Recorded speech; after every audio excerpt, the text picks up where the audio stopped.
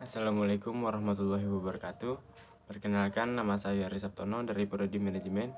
Di sini saya akan menjelaskan tugas ujian akhir semester mata kuliah Perilaku Organisasi dengan dosen pengampu Ibu Ifah Masrifah SE MM.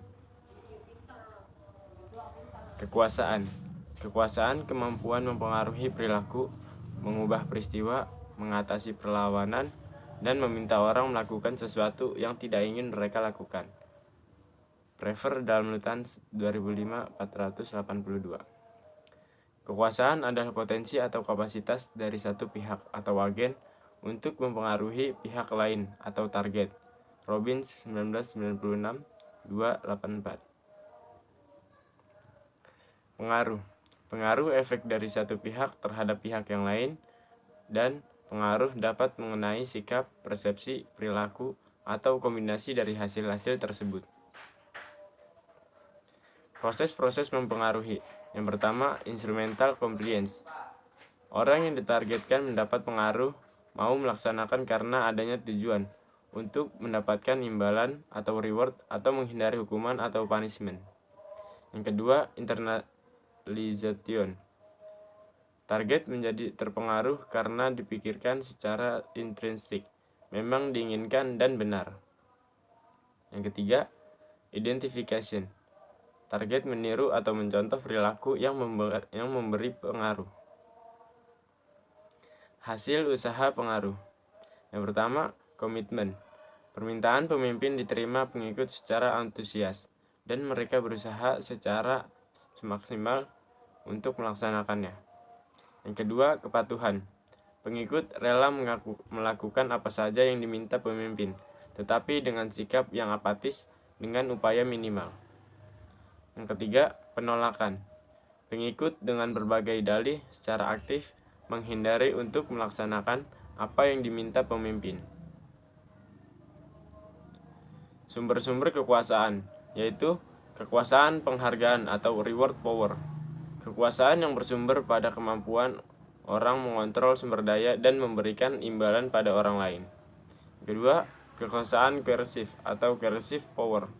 Kekuasaan yang bersumber pada kemampuan dalam menggunakan ancaman dan hukuman. Yang ketiga, kekuasaan legitimasi atau legitimate power. Kekuasaan yang bersumber pada hak atau wewenang resmi dalam organisasi.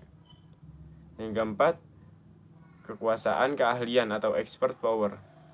Kekuasaan yang bersumber pada kemampuan spesifik atau keahlian dalam bidang tertentu. Yang kelima, kekuasaan referen atau referent power. Kekuasaan yang bersumber pada ciri khas kepribadian tertentu. Power dan komponen kepemimpinannya, yaitu ada follower, leader, dan situation.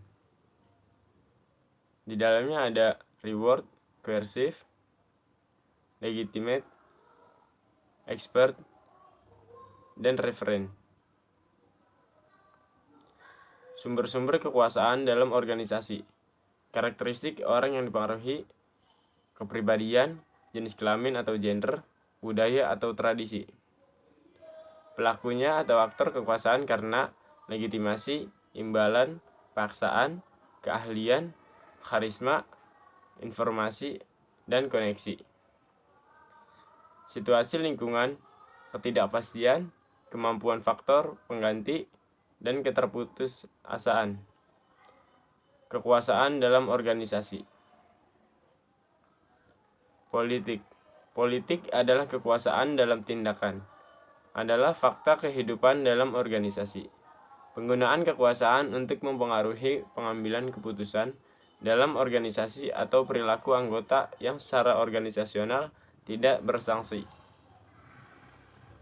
Proses-proses politik menyangkut usaha para anggota organisasi untuk meningkatkan kekuasaan atau melindungi sumber-sumber kekuasaan dengan cara yaitu koalisi dan kontrol terhadap keputusan penting. Yang ketiga, cooptation atau menekan oposisi. Contoh perilaku politik, yaitu yang pertama, menahan informasi utama dari pengambilan keputusan. Yang kedua, penyebaran desas-desus. Yang ketiga, pembocoran informasi rahasia mengenai kegiatan informasi ke media massa. Yang keempat, mengeluh kepada penyelia, membangun koalisi, melaksanakan aturan secara berlebihan. Yang kelima, perilaku politik tidak sah yang melanggar aturan yang tersirat dari aturan permainan.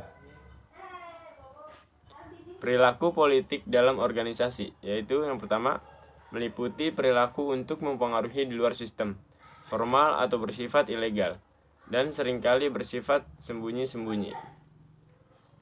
Yang kedua, perilaku politik berada di luar tuntunan pekerjaan spesifik seseorang, namun menuntut suatu upaya untuk menggunakan dasar kekuasaan seseorang. Perilaku politik dirancang untuk memperoleh dan mempertahankan kekuasaan atau status quo dengan melalui cara-cara yang bersifat memecah belah, pertentangan maupun konflik. Sekian presentasi dari saya. Maaf apabila ada salah kata. Wassalamualaikum warahmatullahi wabarakatuh.